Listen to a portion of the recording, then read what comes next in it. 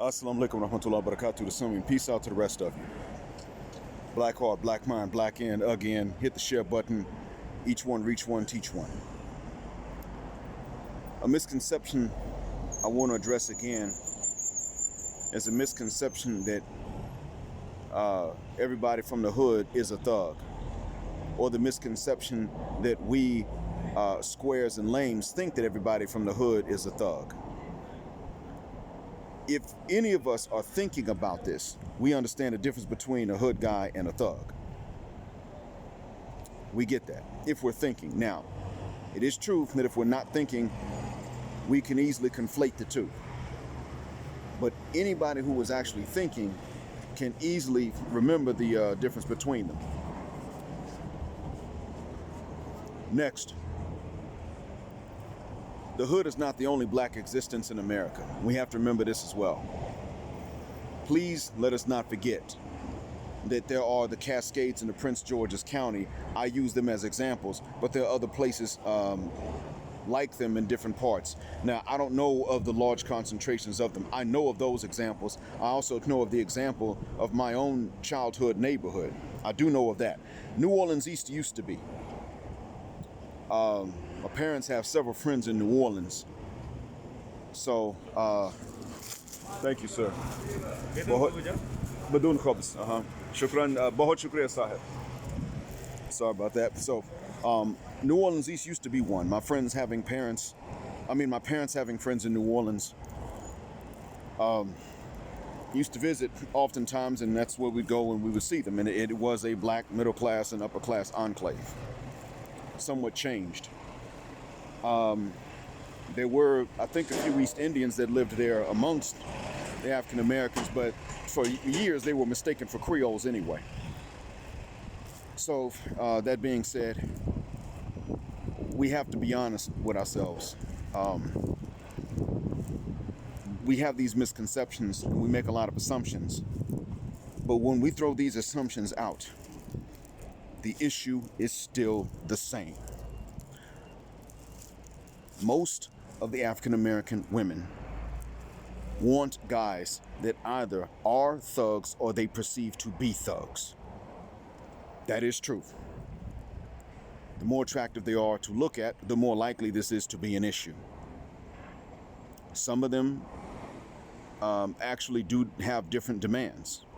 They may say, no, he's got to be a physician or an attorney. They may be aware that what they want precludes him being a thug and acting like one and appearing to be sympathetic with actual thugs. Some of them are aware of that. So at least they have the decency to say, well, if I want is the highest paid physician in the hospital, obviously he can't be a Junebug, he can't be a stereotype, he can't be idness. There are those that are like that. However, they still have a problem in which they say he has to be the highest paid position in the hospital. That's a different story too, and that's another problem.